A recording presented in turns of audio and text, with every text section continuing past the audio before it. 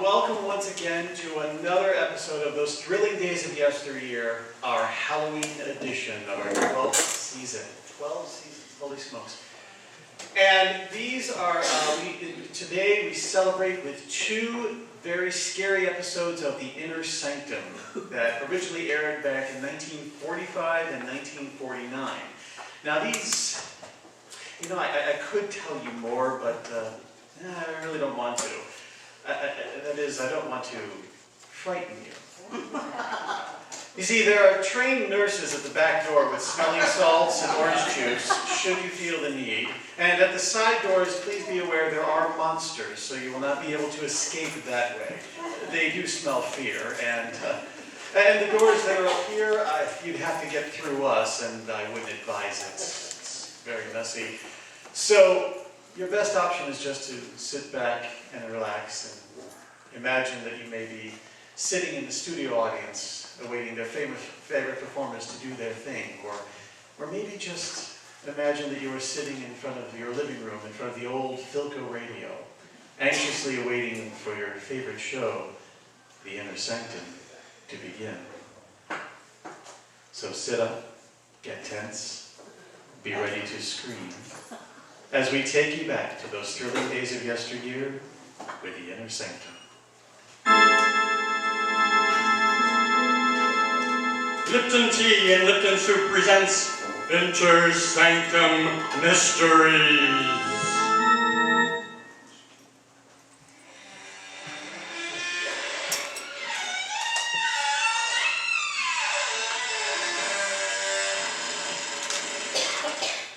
Good evening, friends of the Inner Sanctum.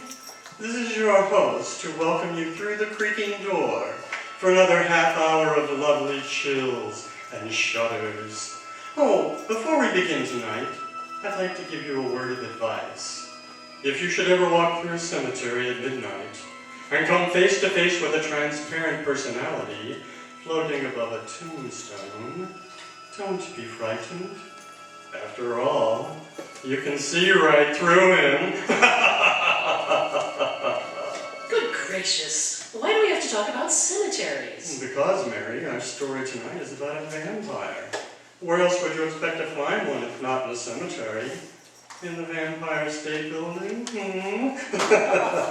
Well, suppose you go wait in that closet there and talk to the skeleton, while I have a word with our Lipton listeners about one secret of success. You know, folks, when a Hollywood actress climbs up to stardom, it's usually because there's something different about her personality.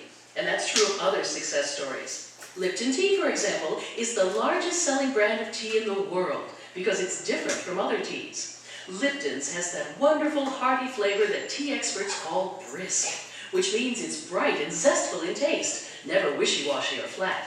Now, don't take my word for it. Compare Lipton's to other teas yourself. That's the real way to discover Lipton's rich, full flavor. Lipton's extra flavor that brings you all the goodness of a superb tea. It's full-bodied and satisfying, with a smooth, mellow tang that brings you real enjoyment. So pour yourself a cup of Lipton tea, folks, and then see for yourself what a difference that brisk flavor makes. That's fine, Mary, but quietly, my dear. Why the whisper, Mr. Shh! Don't make too much noise or you'll wake the dead. And we don't want to do that because tonight's story is called The Undead. It's an original radio play by Milton Lewis. Yes, and our star tonight is Anne Seymour, who plays the role of Diana. I was alone, here in the penthouse, sleeping. The doors leading to the terrace were open. Suddenly, I was awakened by a queer whirring noise that sounded like the flapping of wings. I opened my eyes. Moonlight filled the room. It was one of those clear, cloudless nights. But the winds moaned and howled like weeping women. Somewhere a dog howled. I sat up, peered into the green light of the moon. I could see nothing at first. I lay down again. My eyes were half closed, and I heard it again, the sound of wings beating on the air. I told myself it was nothing, until out of the queer green shadows that surrounded me like a mist, I saw a pair of blood-red eyes close to my face. No, they weren't human eyes. They They were rimmed with green, and they glittered like glass in the dark. I looked closer, too frightened to move, too terrified to cry out. The thing that seemed to be flying around my head looked like a bat, but it wasn't a bat. Suddenly, it floated down. I felt soft fur on my neck. Then my throat was pierced with a sharp, terrible pain. I started screaming, "Let me go! Let me go! Richard! Where are you? Richard!" Go on, Diana. When I felt your arms around me, I knew I was safe, Richard, but it was the most horrible dream I ever had. Yes, I know, darling. You were hysterical. What do you think it meant? Why, nothing. Nothing, of course, dear. Everyone has nightmares like that sometime or other. But it was so vivid. I could almost swear it happened just as I told it to you. Now, Diana, do you really believe you've encountered a vampire? No, I know it sounds ridiculous, darling. Listen, baby, you're living in New York City on top of an 18-story building. This is 1945, not the Middle Ages. Why, the whole notion is just rubbish. You know, I tried to tell myself it was nonsense too, but somehow... Oh, Richard, I want to get out of this place. But why? I don't like this apartment. There's something evil, sinister here. I've always felt it. And listen to that wind. The winds howl around here all the time. Well, naturally. It's a penthouse and it catches the winds from the river. Do you hear that?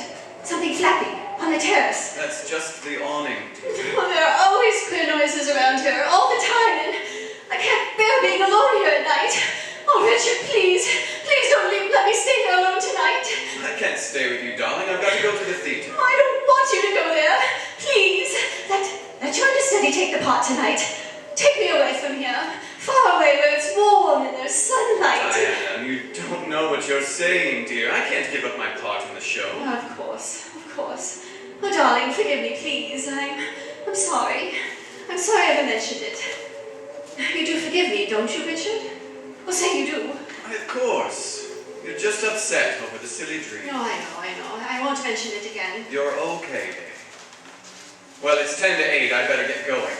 Want to come with me? Yes. No, I'm going to stay here. But if this place frightens Oh, you... that's just why I'm going to stay, and alone. I'm going to meet this thing, somehow. That's better, darling. Much better. Here's your coat. All right. And you better take your scarf. It feels chilly. Richard? I said I wouldn't mention it again, but there's one more thing I have to tell you. That the face of that thing in my dream, it was your face. Diana, in the name of heaven. I won't talk to him anymore, I promise you, darling. I didn't mean to upset you just before you went to the theater. Just kiss me, dear. I'll be all right.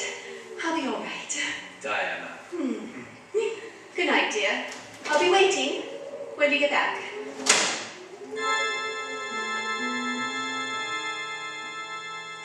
It was just midnight, 2 nights later. I was waiting for Richard to come home from the theater. I was going through his desk, looking for a postage stamp, when I found something that turned my blood to ice. It was a newspaper clipping dated 10 years ago.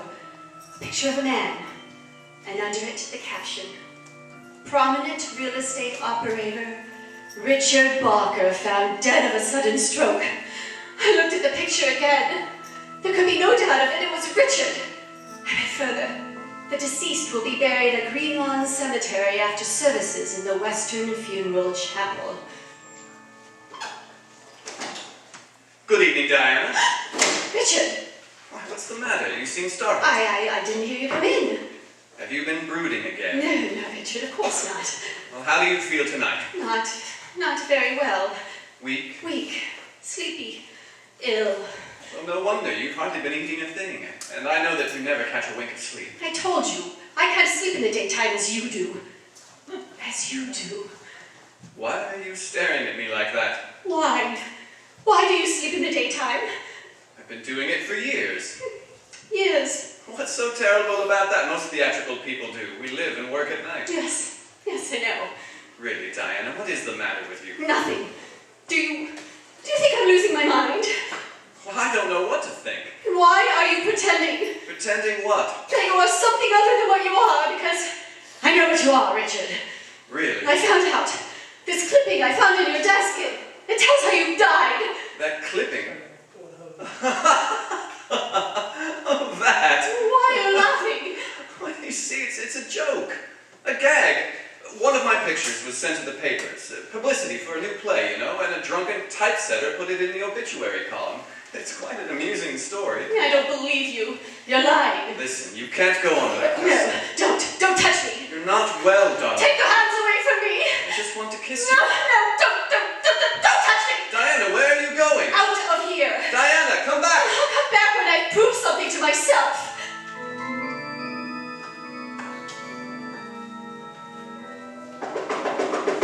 Is anyone there? What do you want, ma'am? I'm sorry to wake you. You're the caretaker here at Greenlawn. For many years, ma'am. I want to see the grave of Richard Barker. Who are you? Diana Barker, his wife. But it's 1 in the morning, Mrs. Barker. I know what time it is. I want to see the grave. No one comes at a time like this. Please, will you tell me when... Perhaps this will help. $10. For disturbing you. All right. You take the bath and back in my house, turn to the right. Have you a flashlight? I brought one from the car. It's only a short way, but it isn't a grave, ma'am. It's a sort of tomb. Thank you. I'll find it. You want me to come with you? No, I've troubled you enough. Good night. Good night. Somewhere, an owl was howling, as though warning me not to go on with this insane adventure. But I knew I had to continue. I had to be certain. I followed his directions along the path of the cemetery. The moon poked yellow fingers through the scudding clouds as though showing me the way. I was frightened, terrified. I had nothing to fear from the dead. I kept telling myself that to keep my courage. The dead. Perhaps they were right. There was nothing to fear from them. But the undead. It was a tomb. The inscription was clear. Here lies Richard Barker, born May 7th, 1890. Died September 4th, 1935. There was a lock on the door. It was old and rusty. I came this far. I made up my mind. I picked up a stone, smashed the lock. I opened the door. Blackness. Inky blackness, such as one imagines one would see at the end of the world. Turned on the flashlight I took from the car.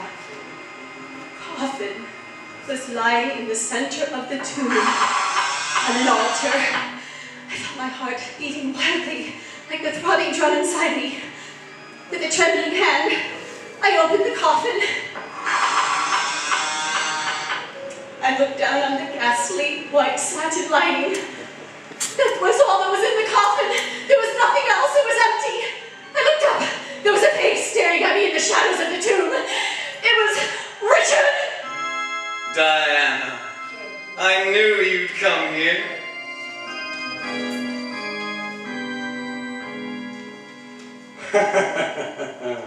Well, friends, that just goes to show that an empty coffin makes the most noise.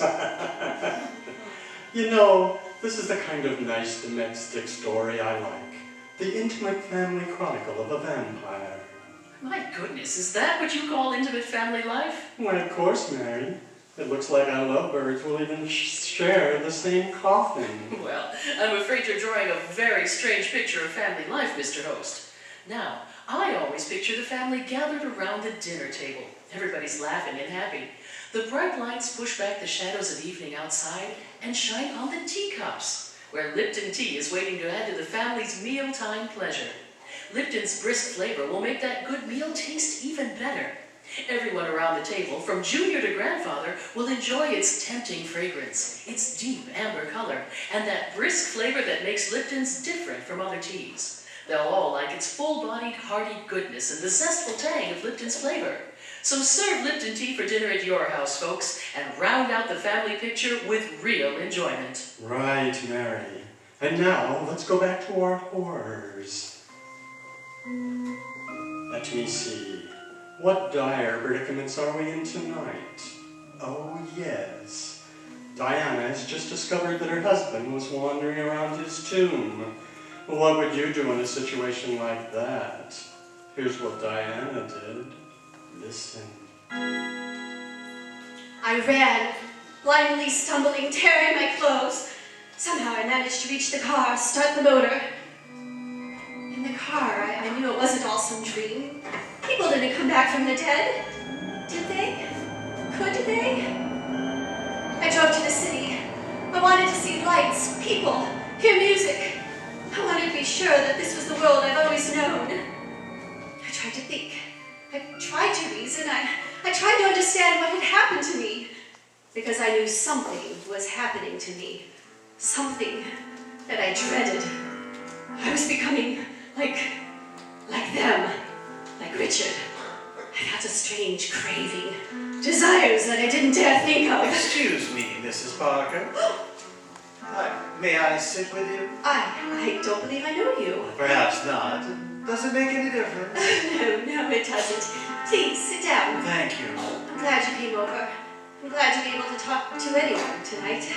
I've been watching you for the last 10 minutes. Have you? Yes, you look very strange tonight. How do you know me? We all know each other. We? Yes. You realize you'll be dead soon. Dead. At least that's what they call dead. You know what's happened? Oh yes, of course. I've seen it happening for weeks. Your face became paler and paler. It will not be long now. You will become one of us. I don't want to. Oh, it's not in your hands. It isn't true. It can't be true. Oh, it's quite true. Many of us have gone on for hundreds of years. Those who sustain it become like us. And There's no escape. no, I don't believe it. Don't you feel it? Blood. That strange desire. Yes. Yeah, there, you see? I don't want to.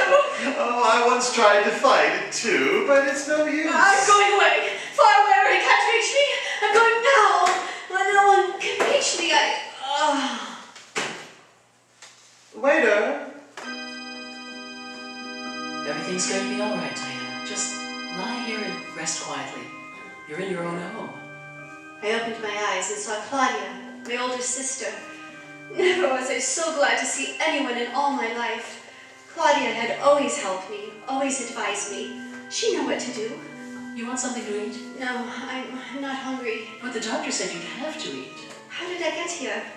You collapsed in a cocktail lounge. They brought you home. When? Last night. It's dark out. You've been sleeping almost 24 hours. Where's Richard? At the theater. Poor boy, he was so worried about you. Was he? Well, he sent for me. I've been with you since last night. Diana, what happened? It's terribly difficult to explain. I sometimes think I'm losing my mind. I'd be sure that's what it is if I hadn't found out differently. Well, tell me about it. I found out Richard is dead. He's been dead for 10 years. What are you talking about? It's true, Claudia. I went to Greenlawn. I saw his tomb. I opened it and the coffin was empty. Diana! Oh, I know what you're thinking, but I'm not insane. He never sleeps at night. Now I feel these strange cravings and... Oh, Claudia, don't stare at me like that. Do you know what you're saying? Yes, I know it sounds wild, fantastic, but I haven't told this to anyone, but it's true. There are things in this world you only think are primitive superstitions, but... Oh, Claudia, you must believe me. Yes, of course. I believe you, dear. We must destroy Richard. I read about those things. We must destroy him by driving a wooden stake through his heart. That's the only way that I can escape from him. It's the only way that I can become a human being again. Diana. You'll help me, Claudia. Of course, dear. Haven't I always helped you? Where are you going? Just to fix you something to eat. No, you're going to leave me. Leave me alone with him. I won't let you do that, Claudia. The gun! Where did you get that gun? I've always had one. Ever since I told Richard I was afraid of this place. You're not going to leave me now alone, Claudia. I'm not going to let you. No, of course not. Get away from the door. If that's what you... Claudia, come back. No, you're insane! Ah! She was gone. Insane. She was so sure I was insane she didn't even give me a chance to explain. I was alone in the house. I felt terribly weak. I wanted to sleep. I wanted to sleep forever and ever. But I finally knew if I laid down and closed my eyes, I'd never open them again. Never open them and see the world as you or I used to. I'd be something else. I looked at the clock. Almost midnight. Richard would be coming back at any minute. I ran to the door, locked it from the inside with a safety bolt. What to do? What to do? Please. I ran to the telephone. Operator, Hello, operator. Give me the police and hurry, please. 1 moment. Hurry, will you? This is a matter of life or death. Hello? Are you ringing now? Police Department, Sergeant Kilway talking. Hello, police. You've got to help me. Yes, well, what is it, lady? My husband is going to do something to me tonight. He's going to make me what he is. What is that, lady? He's been dead for 10 years. I saw his empty coffin. Well, that's proof, isn't it? Oh, that's evidence. You always wanted evidence, and there it is. Now, do you understand? Well, I'm not sure I do, lady. What is your name? Diana Barker. Oh, well, all right. Now, calm down and tell me where you live. I live... Oh, you think I'm insane, don't you? I didn't say that. You think I'm crazy, just as Claudia does? Just give the address, lady. No, what's the use? Please, lady. No one believes me. I know I'm not insane. I know it, and yet... What's that? His key in the lock. I can't open it. It's bolted from the inside. He's trying to get in. But he can't. Not with the bolt. I won't open it. I won't. I'll just pretend I don't hear it. I'll cover my ears with my hands and I won't hear it. You got to get in here. If I keep him out until daylight, I'll be safe.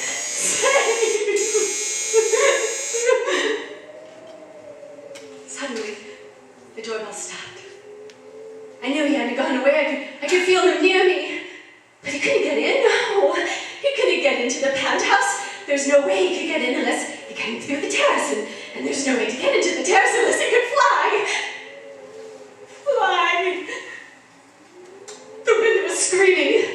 When I turned to look at the French doors leading to the terrace, it was impossible. He couldn't. And yet, suddenly the doors burst open. The wind blew through the house like a cyclone, and there, framed in the double doors, stood Richard. Why didn't you let me in? How did you get into the terrace? Never mind. What are you doing with that gun? Don't come near me, Richard. Diana. Go away. Go away. Leave me alone. Give me that gun. No. I'm warning you, Diana. You'd better give it to me. If you take another step toward me, I'll fire. Diana! You see? The bullets. They didn't harm you. No. But I didn't miss.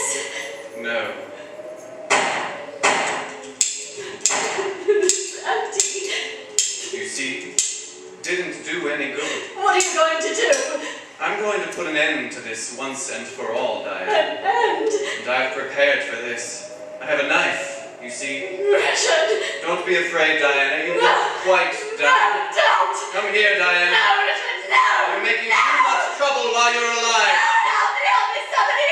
Let go of me! Stop! I saw the knife over my throat. I beat at his chest with the empty pistol.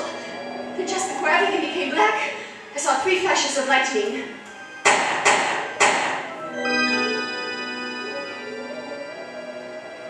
Go on, Mrs. Barker. When I woke up in the hospital, Inspector, I couldn't believe that I was still alive. It seemed like a miracle. You would have been dead if it wasn't for your sister. Claudia. She came back with one of our men. He shot and killed your husband just as he was about to plunge the dagger into you. But how did he get in? He came over the adjoining terrace from the penthouse next door, just as your husband did. No, Mrs. Barker, your husband didn't fly. But the other things, the picture, the tomb, the empty coffin. All props for an elaborate scheme your husband worked out in order to murder you. Richard Barker is not an uncommon name. He found a man with that name who had died 10 years ago. He removed the body. He got the whole idea from the dream you told him. But why? To establish that you were insane, No. he planned to murder you and claimed he did it in self-defense to protect himself against an insane woman. But the gun. Filled with blanks, he wanted to get your money, Mrs. Barker. But the way I felt, those strange cravings. You're suffering from anemia. Your doctor told us that. It's not uncommon for anemia sufferers to feel the way you did. I still can't believe it. I still feel that he isn't quite dead. I'll relieve that fear right now. His body's in the other room. I think you should see it. Come this way, Mrs. Barker. There. Raise the lid of the coffin, Charlie. Yes, Inspector. What's the matter? He looks so lifelike. His lips are so red. He looks as though he can move. Get up at any minute. Nonsense. I assure you, he's quite dead, Mrs. Barker. And I can further assure you that the police department has never encountered one authentic vampire in its history. You're very reassuring, Inspector. I think I better leave now. Don't bother to see me to the door. Goodbye. All right, Charlie. Cover him up and have him buried. Okay, Inspector, Oh, What is it, Charlie? Inspector, maybe I'm nuts, but I could swear that I saw him move. Oh, nonsense. Close the lid. It's getting dark, Charlie. Sun sure goes down quick these winter days. I'm going home. Good night, Charlie.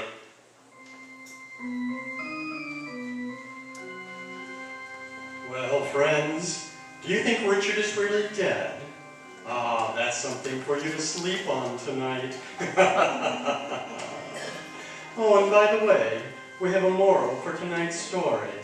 Yes, it's taken from the diary of Miss Delirian Tremens, who once said, "Never marry a vampire. He may turn out to be 500 years old, without a social security number to his name." Now, how can a girl have any fun going around with a guy like that? Well, Mr. Host, I don't think that's a serious problem. I'm positive that no girl will ever meet a vampire, much less marry one. Ah, but you can't be sure, Mary. The safest thing is to drive a wooden stake through your husband's heart. Yes, if he dies, then he must be a vampire. Oh, such foolishness. Well, let's forget all this talk about vampires, because I want to tell the folks about something wonderful that's going to happen next week. Next Tuesday is Christmas, you know, so instead of our usual mystery thriller, Inner Sanctum will bring you a tender and beautiful Christmas play called The Littlest Angel. And our star will be that great and beloved actress, Helen Hayes. So be sure to tune into this station at the regular Inner Sanctum time next week. I promise you, The Littlest Angel, starring Helen Hayes, and brought to you by the makers of Lipton Tea and Lipton Soup, will be the crowning pleasure of your Christmas day. That sounds great, Mary. Meanwhile, I'm going to be doing my Christmas shopping. Do you know where I can get a nice fur-lined coffin for a cold-blooded friend? Before proceeding to our next fearful fable, here is Pam Turlow to sing a deathless ditty of love. You know, one of those romances with grave consequences.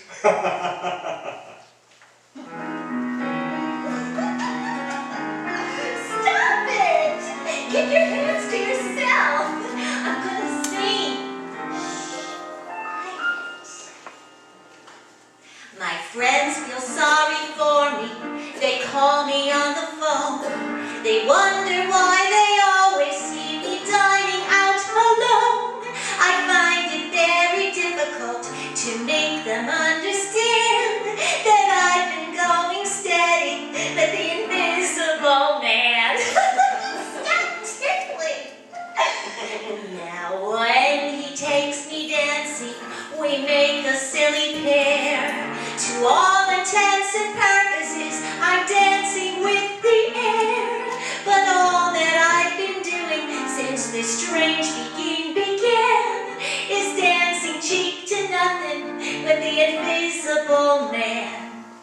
My mother and my father are getting quite upset. They wonder when they'll meet my fiancé. Now how can I tell them that they've already met the boy they've never seen me with, the one here on my knee? I'm singing later.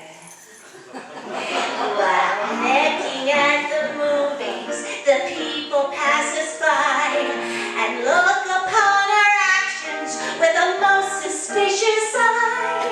I'm holding hands with nothing, and I guess it's quite a sight.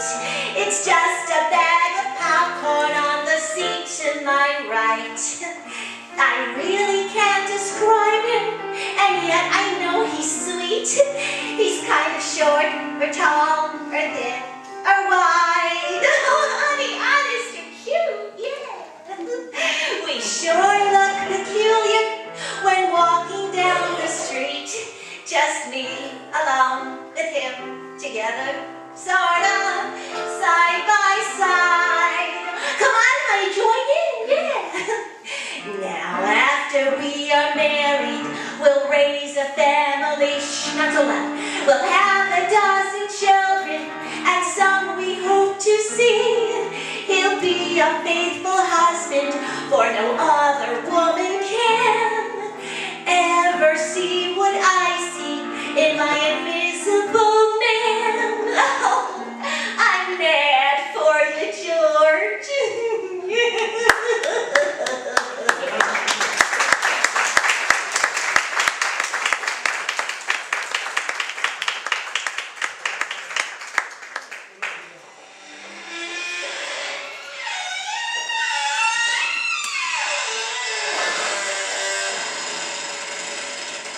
Good evening, friends. This is your host to welcome you through the creaking door into the inner sanctum. Come in, come in. Tonight we're inaugurating a quiz. It's a cutthroat session called Take It or Drop Dead. To qualify, just tear off the top of your neighborhood mortician and send to us by hair mail. Now listen to this. Here's our terror tune. You can guess the direct title of our morbid mazurka in one scream or less. Here are the prizes you'll win. A brand new 1949 stainless steel guillotine, just the thing for whittling down your wife's overhead, and a handsome hand-tooled Florentine dagger, a knife without a conscience, and the Take It or Drop Dead grand prize, a free, all-expense-paid murder trial in the court of your choosing. Tonight's Inner Sanctum mystery, The Deadly Dummy, was written by Ed Adamson and Robert Sloan, and stars Mason Adams in the role of Steve, with Elspeth Eric as Claire. Well, let's get to tonight's shivering shindig, Oh, and by the way, let me warn you, all references to ghosts, living or dead, is anything but coincidental. Ready? All right. This is what happened to a guy named Steve Pearson. Why do you keep asking me the questions? Why don't you ask Marlon? Ask him, Inspector. He'll tell you everything. I told you before, Pearson, Marlowe isn't here. He is. He's in this room, sitting right there in that chair. That's just a ventriloquist dummy in the chair. You told me yourself that Marlowe is dead. You don't understand. That dummy is Marlowe. I can prove it to you. That dummy is alive. Real. All right, so he's alive. You think I'm crazy? Go ahead, Pearson. Let's hear the story. All of it, from the beginning. It began when I went to work as Marlowe's assistant. He was billed as the Great Marlowe. Ha! The Great Marlowe. His audiences always thought he was a wonder, but they didn't know him like I did. You couldn't please him, no matter how hard you tried. There wasn't a meaner man alive than Fred Marlowe. I would have quit right there in the start if it hadn't been for Claire. I only stayed because of her. Claire. She was warm and wonderful. And she was Marlowe's wife. Oh, Steve. Claire, you gotta come away with me. It wouldn't do any good, Steve. He'd follow us wherever we went. You know him. He'd make our lives We miserable. can't go on this way. How much of this can we stand? We don't have to go on this way. What do you mean? If you really love me, Claire, we couldn't do a thing like that. you hate him as much as I do. But doing a thing like that? It isn't hard when you really hate, when you really love. Somebody will find out. They always find out. Not the way I planned it. Ground glass. He'll drink it. But how? He'll know. No, he'll never suspect. It'll be during his act. The part where he drinks the water when the dummy whistles. You handle his props. All you have to do is put the ground glass into the pitcher of water before he goes on. He'll pour the drink himself. Yes, after he goes off, you can wash out the pitcher and the glass. There'll be no evidence. You'll do it, Steve? When? He's giving his last performance at the Lido on Tuesday. Tuesday. It'll be Marlowe's last performance anywhere.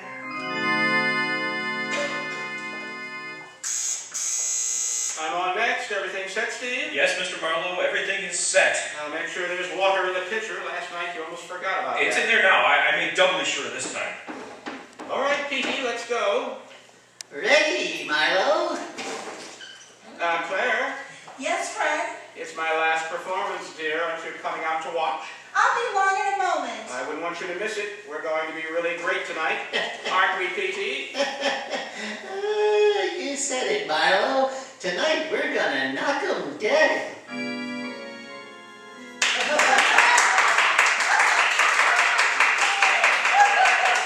Claire and I stood in the wings while Marlowe went through his act. Is that so? It seemed like ages. If you'd ever get to the part we were waiting for. I'll tell you what I think. And then finally, Petey, talking about drinking, I'm a little thirsty myself. that was the cue. Now he was coming to it. You sure you won't join me? Oh, I never touched the stuff. You go right ahead, Marlo. I'll entertain the folks with a number while you dampen your tonsils. Okay, Petey, you take over. The water in the glass slowly emptied. A silent scream shook in my throat. Suddenly, I didn't want him to die. Hating a man wasn't enough reason for killing him. I wanted to stop him. The scream on my throat begged for release. Then I felt Claire's hand grip mine. I turned to her. Her smile smothered the cry within me. Her hand tightened and pulled, and we walked away from the stage. Pearson, the doctor. I sent your wife for one, Marlowe. The pain, it feels like there's a fire inside of me. It won't bother you for long. Fire, burning, cutting into me. Pearson, I'm dying. Yes, Marlowe, you're dying. Pearson, help me. Nothing can help you now. I won't die. The doctor will save me. He won't let me. There won't be any doctor. What? Claire didn't go for one. Claire, she wants me to die.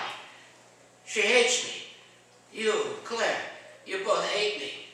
You did this to me. When you drank that water back at the Lido tonight, there was ground glass in it. No. Ground glass, so finely powdered you couldn't see or feel it. Petey. That dummy can't help you, Marlowe. Petey, I'm dying. Help me.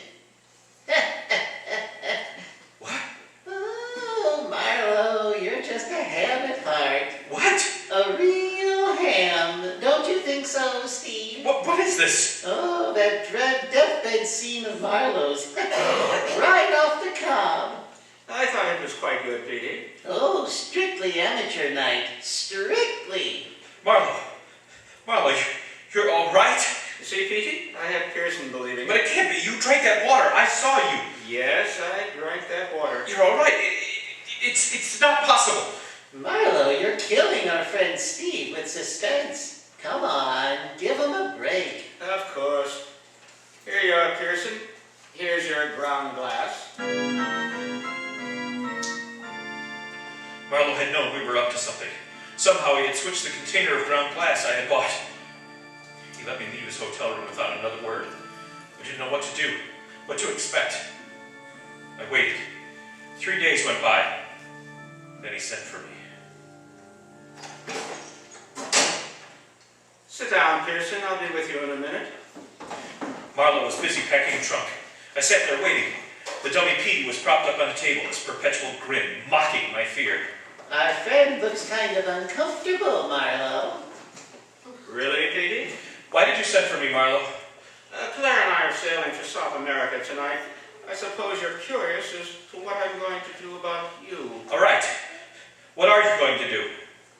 Nothing. Absolutely nothing. I just wanted to tell you about Claire, Steve. She's poison. Oh, Petey, you never did like Claire. Marlo's a sucker for that thing. I guess she never told you that she tried to have Marlo knocked off before. There was another guy had the job before you. Claire fed him the same He's way. lying, Marlowe. Why don't you ask her?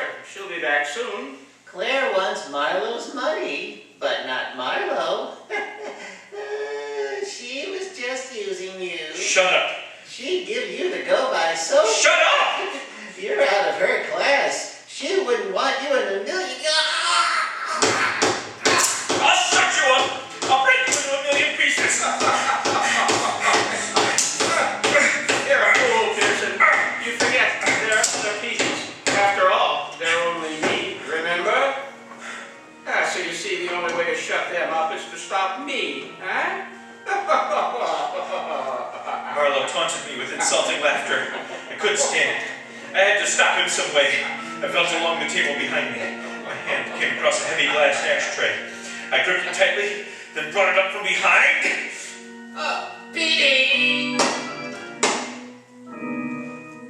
He slumped to the floor. The grin was still on his face. I bent down over him. He was breathing. I hit him again. Marlowe was dead.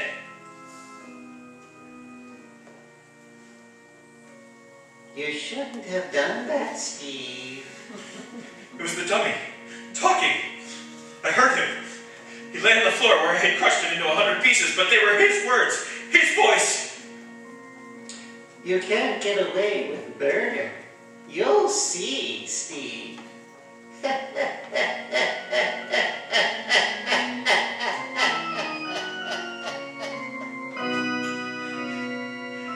Claire, I tell you, that dummy did talk. Steve, it couldn't be. But I heard him. He talked to me. He talked to me. Steve, get a hold of yourself. It's just in your mind, that's all. You shouldn't have done it. If you'd only waited, we'd have found a safe way to lock them.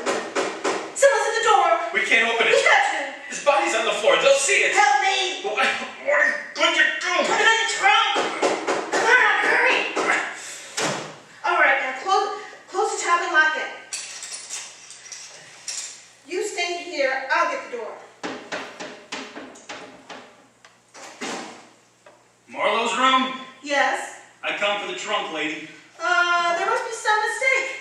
Well, that's a trunk, ain't it? That's what I came for. Mrs. Marlowe said you're mistaken. Look, mister, I got an order here. C1 trunk, number 3468. That's the number of the tag on this here trunk. Now, listen. The order says this trunk goes to stateroom 3D on the Trigania. That's what it says. Trigania sails tonight. Now, do I take this here trunk or don't I? Yes, I'm sorry. That was our mistake. But Claire. Please, take the trunk. Okay, lady. Okay, lady. Hey, what do you got in here? A dead body? What? What do you mean by that? Forget it, mister. It's just a gag. Would one of you open the door? Yes, I'll do it for you. Thanks, miss. Claire, what's wrong with you? Why did you let him take it? Don't you see, Steve? See what? This is the way out for us. The body won't be found here, and we're safe. Now he's gone forever. Nobody will ever know. No one? What about me? Claire, Tell her about me, Steve. it's him. Now you can believe me. Steve, what's wrong? That dummy. You heard him. It's just your nerves, darling. No, he spoke. That's right, Steve. You tell her. There it is again. Steve, where are you I'm going? trying to find that dummy. He's somewhere in this room. Looking for me? Hello, Steve. The dummy was propped against the closet wall. He looked at me with the same evil grin as the one I had crushed to pieces. Steve, please stop staring that way. I'll burn every rotten fiber of him. I'll burn him to an ash and he'll never be able to Steve, talk again. believe me, he didn't talk. It's just your imagination. I'm not crazy. I heard him. So did you. Only you're too afraid to admit it. He couldn't talk without Marlowe. Marlowe would have to be alive for the dummy to speak. What? What did you say? Marlowe would have to be alive. You know that. Yes. Yes, that's right. What's the matter with me? He would have to be alive. You see, it's just your imagination. Then Marlowe isn't dead. Oh, now, Steve, please. He wasn't dead when we put him back into that trunk. He just wanted us to think he was. Steve! I didn't kill him. He wasn't dead. That's why the dummy talked. Marlowe could do tricks like that. Come on, Claire. We've got to hurry. No, wait. Come on, we gotta get out of it. We gotta get there fast. Hurry Marlowe's stateroom on the boat. He'll be there in the trunk. I've got to make sure he's dead. It's on this deck, Claire. 3D, there it is. There's the trunk over there in the corner. Give me the key. Oh, Steve, we shouldn't have come. I said give me the key! Don't, Steve, please don't open. He is dead. Give it to me! I grabbed her purse and took out the key. I unlocked the trunk and pulled up the lid. Marlowe was in there, motionless. When I touched him, he was cold. Marlowe was dead, all right. But there was something else in the trunk with him, at his feet. And the same grin was on his wooden face. Hello, Steve. I knew you'd come. I was waiting for you.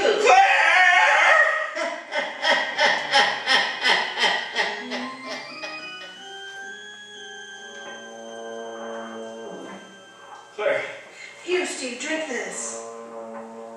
I don't know what happened to me. Everything went black. You fainted. You were right. Marlowe is dead. That dummy. I heard him speak. No, Steve, it's just as I told you. You only heard it in your mind. You didn't really talk. Claire. Those things happen. Now it's over, and you'll never hear it again. Can you get up? Yes. I'm all right now. We've got to get off this boat before somebody sees us. I ruined everything. No, we're still safe. Nobody knows we came here. You go first. That'll be the best way. I'll follow in a moment. Yes, I'll meet you on the pier. All right. How do you do, Mom? Don't. Sorry to give you a jolt. My name's Higgins, Mom. I'm your steward. Just got by so we'd know each other. Oh. Time was against us. We were too late in getting out of that stateroom. That steward would remember Claire. Steve, what are we going to do? There was only one chance. With Marlowe's body in that trunk, there was only one thing we could do. I had Claire ring for the steward. Yes, Mom. Mr. Marlowe and I have decided to cancel our trip. But, Would you please have the porter come for our trunk and take it to the pier?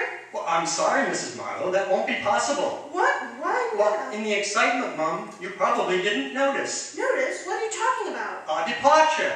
We sailed 20 minutes ago. We'd walked into a trap of our own making. A trap that was snapped closed on us by a dead man.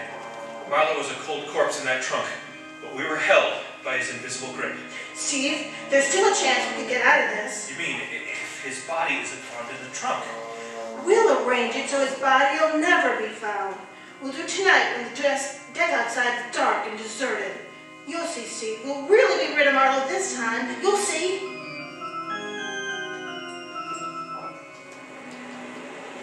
We got our first break. Early in the evening, a storm grew up and grew worse with passing hours.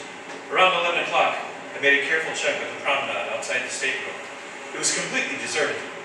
We supported Marlowe's body between us and carried him toward the darkened space at the end of the deck. In the morning, I'll report my husband is missing. Don't ask a lot of questions. I'll have all the answers, the way we planned them. Tell them how often he gets up at night, goes for a walk. And his dizzy spells? Yes, another of his dizzy spells. That's what must have happened. Another terrible dizzy spell, and he fell overboard. Meantime, Steve, you'll have to hide. I found a place in one of the We'll meet lifeboats. every night. Wait. What is it? I thought I saw somebody down that way. I don't see anyone. It was probably just a shadow. Come on, let's get this over with. You can help me lift you to the rail. All right, now. Push. Gone, Steve. Yes, Claire. That's the end of Marlowe. Now we can live. Really live. Will you kiss me, Steve? Will I kiss you? Come here. Oh, Steve. I beg your pardon. Oh! Sorry to interrupt. I'm looking for someone. I thought he might be with you. There's no one with us. No, we're alone. I see. I thought I saw 3 people walk over here. No. It's so dark, I must have been mistaken. Yes, it is dark. The man I'm looking for is a Mr. Marlowe. What? Do you happen to know him? My name is Marlowe. Then you're the gentleman I'm looking for. My name is Ralph Kramer, Mr. Marlowe. Kramer. Are you all right, Mr. Marlowe? Yes, I'm fine. Why? Just wanted to be sure. By the way, I received your letter. Letter? Don't you remember? No, not exactly. Oh, I can understand. You're a busy man, Mr. Marlowe, but just to refresh your memory, I'm in charge of entertainment here on the boat. I found out last week that you had booked a passage, so I wrote to you asking you to consent to be one of the features in our theatrical tomorrow night. And I replied, You were very kind, Mr. Marlowe. You said, yes. I just stopped by to thank you and to say we're all looking forward to your performance tomorrow evening. Steve, you've got to keep trying. There isn't much time left. won't work, Claire. It will, it will. You know Marlowe's act. You've understudied him. You went on for him in Cleveland, remember? No, but I can't do it now. I can't get it. It'll come to you, darling. Just now keep trying. Go on, Steve, please. Try again. All right. Tell me, Petey, don't you and your girlfriend Phoebe ever have a difference of opinion? Sure, Marlo, but I wouldn't dare tell her about it. Oh, you see, Claire, it's no good. Oh, you're doing fine. Don't tell me. I know it's rotten. Tell them I'm not going on. Steve, it means our lives. You've got to go through with it. Sure, you can do it, Steve. I'll see you through. Claire, What's wrong? What is it? the dummy just talked, and I didn't do it. He said, "You can do it, Steve. I'll see you through." You heard him, didn't you? No. Don't let her kid you, Steve. There, he said something again. You didn't hear that either. Oh, now, Steve, don't. You've got to pull yourself together. That dame can really play angles, can't she, friend? Yes. Yes, she really can. Who are you talking to? You know who I'm talking to. You know all about it. Go ahead, Steve. You tell her. You're making that dummy talk, Claire. It was you all the time. You don't know what you're saying. You're trying to drive me crazy. That's why you're doing it. I know what Marlo said about you was true. You were just using me. No, Steve. You wanted Marlo dead. You wanted his money. You were just playing me for a sucker. Steve, don't look at me Now that I can way. see you for the first time. What you really are. Don't you come near me. You have that same evil grin as that dummy. Because that's what you are. Something inhuman. Don't. Stay Something away. mean and vicious and bad. Steve. My hands grip your throat. I squeeze tighter and tighter. My nails digging deeper and deeper into the soft flesh. The color slowly drained out of her face. There was a final gasp. And then she stopped moving. She was like a rag doll in my hands. I stood there, holding her lifeless body. Then after a while, I heard a knock on the door. Mr. Marlowe! Mr. Marlowe, it's Ralph Kramer. Mr. Kramer, what is it? The show has started. You're on in 5 minutes. All right, Kramer. I'll be there. And now, ladies and gentlemen, we take extreme pleasure in presenting the great Marlowe. I sat there with the dummy on my knee, and I looked out into the sea of faces. All the men had the same face. It was Marlowe's. And the women were Claire. I tried not to look at them. Come on, Steve. The dummy whispered to me. Come on.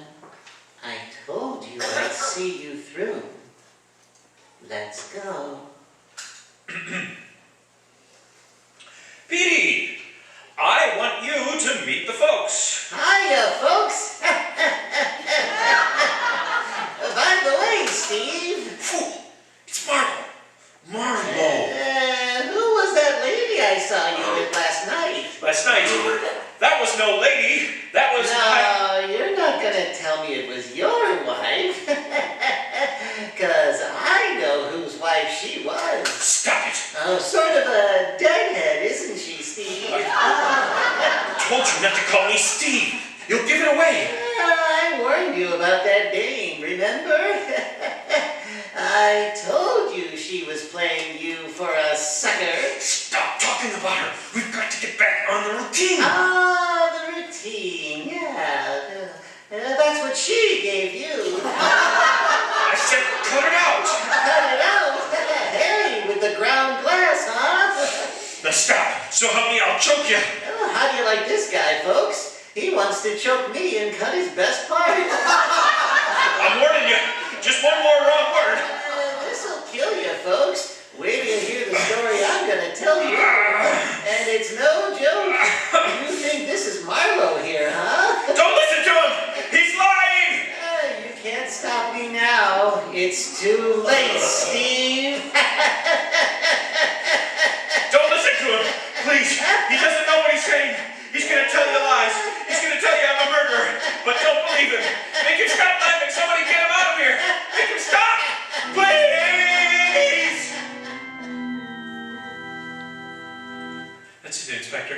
That's the whole story of what happened.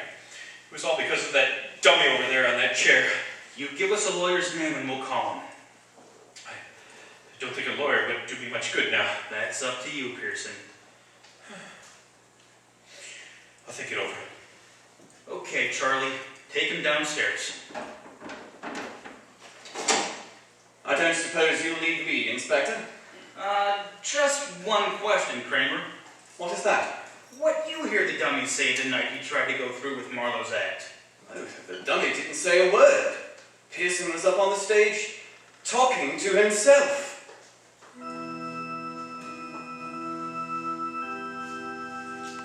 Well, that closes tonight's cadaverous chapter. Poor Steve Pearson. He just couldn't help talking himself into a knot, the kind the hangman ties. Now he's in a grave condition, but it's his own fault, you know. His dummy done told him. You know, the real reason he killed Claire is because he figured 2 deadheads are better than 1. Oh well, all's well that ends dreary. Yes, as we say here in Inter Sanctum, the end always justifies the screams. Until next Wednesday then, good night, pleasant dreams.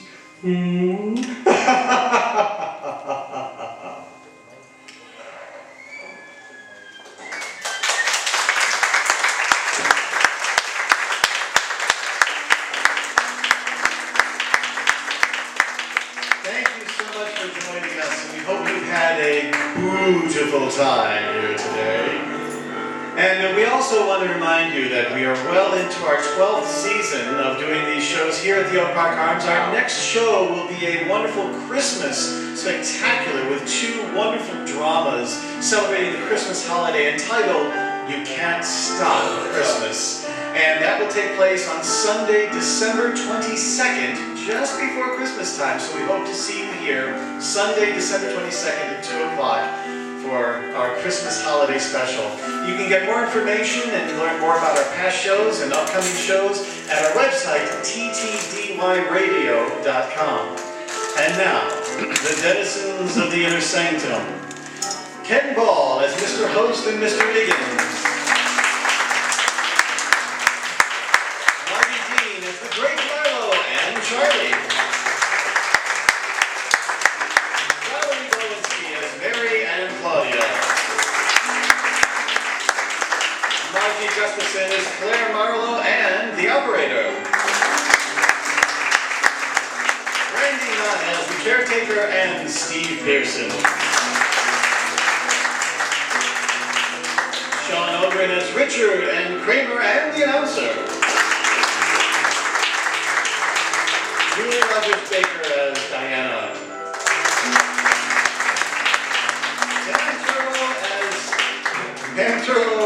Pam Turlo and the girl singer. Oh, Pam Turlo, the girl singer. And Aaron Wilkinson as the inspector. Also, what radio show would be complete without the synchronous soundtrack stylings of Julie Rogers Baker and Pam Turlo? And also the magnificent musical magic of Peter Storms on the keyboard.